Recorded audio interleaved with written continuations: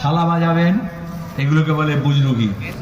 মোদি বলেছিলেন না রাম মন্দির করে দিয়েছি, তারপরে সেই অযোধ্যায় মোদি 2024 লোকসভা নির্বাচনে বিজেপি হেরেছে, রাম মন্দির করেও পার পায়নি। আসলে মন্দির ছিল, আছে, থাকবে, মসজিদ মাজার ছিল, আছে, থাকবে, গির্জা গুরুদ্বারা, তার জন্য সরকারের কাজ না। সরকারের কাজ হচ্ছে রাস্তাটা ঠিক করা, ব্রিজটা বানানো, বাঁধটা নির্মাণ করা, বন্যাটা রোধ করা, হাসপাতালে ডাক্তার দেওয়া।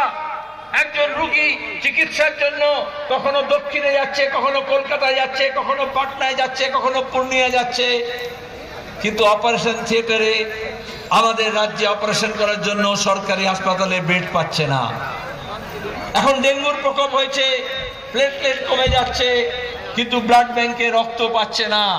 সরকারের ব্লাড ব্যাংক, সরকারের হাসপাতাল, তাহলে সরকার কি করবে? আরে মন্দির মসজিদ লোকে চাঁদা তুলে, যারা ভক্ত আছে, যারা ধার্মিক আছে, তারা বারবার তৈরি করেছে, আবার তৈরি করবে। কিন্তু এখানে এই সুই নদীতে কৃষক তার মাল নিয়ে এদিক থেকে ওদিকে যেতে পারে না, পচে যায়। ছাত্রছাত্রীরা এপার থেকে ওপারে যেতে পারে না। আর 2017 বন্যায় এই ইটাহারে আমি এসেছিলাম, বন্যার প্রকোপ দেখেছি, দ্বীপ হয়ে যায়, মানুষ নাড়াচাড়া করতে পারে না। তাহলে সরকারের কাজ হচ্ছে বাঁধ নির্মাণ করা, বন্যা নিয়ন্ত্রণ করা, ব্রিজ তৈরি করা। সরকার সে কাজ করছে না।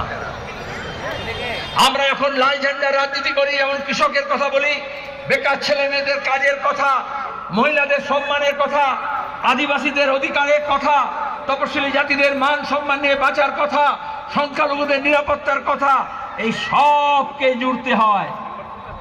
আর দক্ষিণপন্থীরা মানে হচ্ছে মহিলা পুরুষ আলাদা, উত্তর দক্ষিণ আলাদা, মন্দির মসজিদ আলাদা, হিন্দু মুসলমান আলাদা, রাজবংশী আলাদা, আদিবাসী আলাদা, এই ভাগ করে। কেন এই বিভাজনের রাজনীতি হয়? কারণ মানুষ যত ভাগ হবে লুট তত বাড়বে। আমাদের কল কারখানা, পোস্ট অফিস, ব্যাংক, বিমানবন্দর সব লুট হচ্ছে।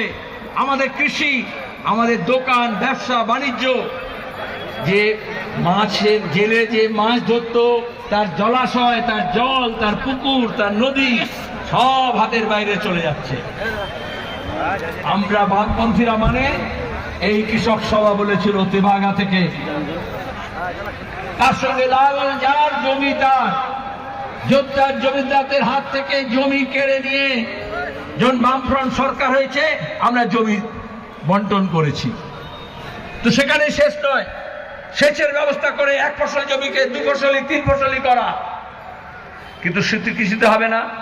তাহলে কল কারখানা চাই, নাহলে আজকে যেরকম পরিযায়ী শ্রমিক এক রাজ্য থেকে অন্য রাজ্যে চলে যাচ্ছে, শুনলেন শতরূপের কাছে কিভাবে আক্রমণের শিকার হচ্ছে, কখনো রোহিঙ্গিয়া বলছে, কখনো বাংলাদেশি বলছে, অপমান করছে, ভাষার নামে হোক, ধর্মের নামে হোক, পোশাকের নামে হোক, খোরাকের নামে হোক, চেহারার নামে হোক।